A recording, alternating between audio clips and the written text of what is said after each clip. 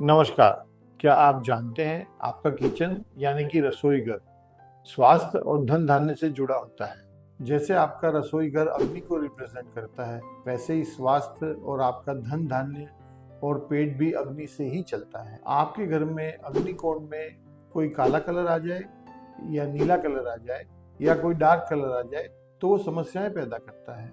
अगर आपकी रसोई उत्तर या पूर्व दिशा में है तो हरे रंग के पत्थर का इस्तेमाल करें, और अगर आपकी रसोई दक्षिण या पश्चिम में है तो पीले रंग के पत्थर का आप इस्तेमाल करें। आपको काले या नीले रंग का इस्तेमाल नहीं करना है, जिससे आपके जीवन में सुख शांति बनी रहेगी।